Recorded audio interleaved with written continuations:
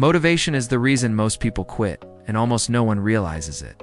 You have felt it before. The burst of energy when you start something new and the slow fade a week later when that energy is gone. The problem is not you. The problem is that you are leaning on the wrong thing, and once you see why, everything about how you chase your goals can change. Stay until the end, because the simple shift that replaces motivation is something you can start using today, even on the days you feel like doing nothing. First, understand what motivation really is. Motivation is a feeling. It comes from a wave of emotion or excitement, and like every feeling, it rises and falls on its own schedule. Some mornings you wake up ready to take on the world. Other mornings you can barely get out of bed. If your actions depend on that feeling, your progress will swing wildly and then stall. That is the trap. Motivation shows up loudest at the start, when an idea is fresh and exciting. It convinces you that this time will be different.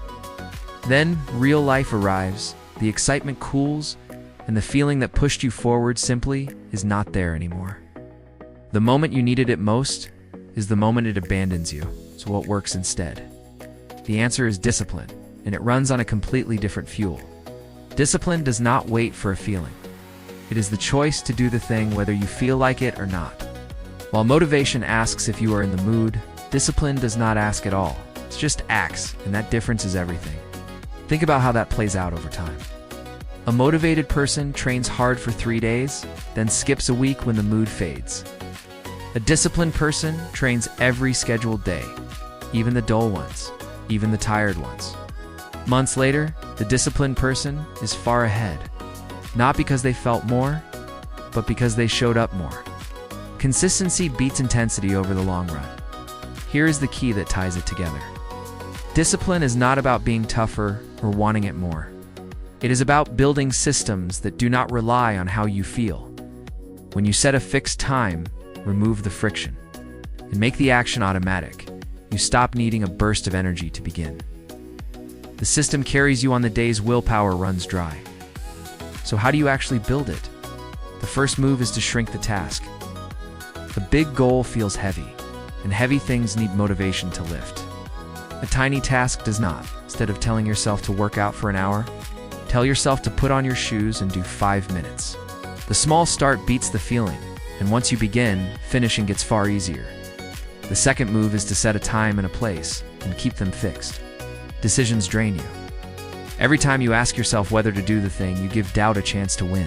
When the action happens at the same time and place each day, it turns into a habit, and a habit needs no debate. It simply happens, the way brushing your teeth happens. The third move is to remove the friction that stops you before you start. If you want to read at night, leave the book on your pillow. You want to train in the morning? Lay out your clothes the night before. Every small barrier you remove makes the action easier to begin, and beginning is the part where most people fail. There is a deeper layer worth knowing. Discipline is tied to identity. When you keep a promise to yourself, even a tiny one, you slowly start to see yourself as someone who follows through. That self-image then pulls your behavior along with it. You act with discipline because that is who you have decided you are, and that belief is stronger than any passing mood. None of this means motivation is useless. A spark of motivation is great for getting started, for picking a goal and feeling the first rush of excitement. The mistake is depending on it to carry you the whole way. Use that early spark to set up your systems, then let discipline take over once the feeling fades, because it always fades. So the truth is simple, even if it is not easy. The people who reach their goals are rarely the ones who felt the most motivated. They are the ones who built habits that kept them moving when the motivation was long gone. Feelings come and go. Systems stay. It helps to know what is happening in your brain while this works.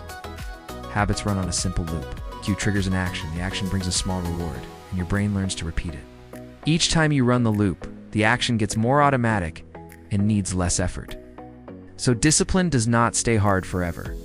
The longer you keep a habit, the more it runs on its own, almost without your willpower. Your surroundings matter more than you think. The space around you shapes your behavior far more than raw willpower does. If junk food sits on the counter, you eat it. If your phone is across the room, you scroll less. The trick is to design your environment so the good action is easy and the bad one is a hassle. Let the room do some of the work your willpower used to do. But what about the days you truly cannot? Everyone has them, and there's a rule for that. Try never to miss twice in a row. Missing one day is just life. Missing 2 in a row is how a habit quietly dies. On a brutal day, shrink the task to almost nothing. Do the tiny version and protect the streak. Showing up small still counts, and it keeps the chain from breaking. And what makes that shift so subtle is that you don't actually feel it happening while you're inside it. There's no clear moment where effort turns into ease. It's more like friction quietly gets replaced by familiarity until what once required negotiation now simply gets done. At first, you still expect motivation to arrive before action. You wait for the right condition, the right energy, the right version of yourself that feels ready. But slowly, you stop waiting. It's not because you become fearless or constantly inspired, but because waiting starts to feel more costly than beginning.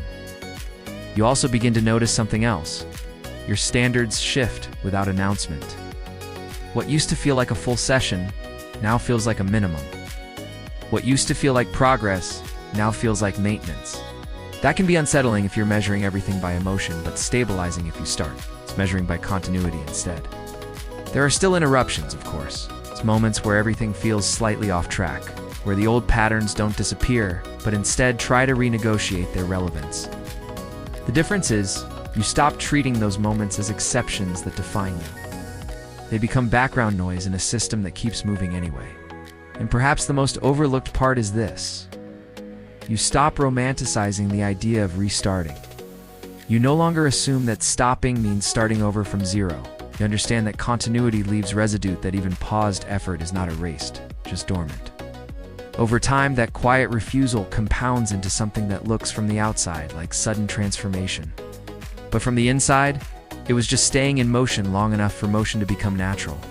And then something subtler happens. The identity you used to negotiate with. The version of me who will start tomorrow starts to fade. Tomorrow stops being a place where change lives. It becomes just another day inside the same ongoing process. You stop outsourcing your life to future versions of yourself and begin working with the only one that actually exists in real time. You also start to realize that consistency was never about intensity. It was about reducing the distance between intention and action until there was almost no space left for debate.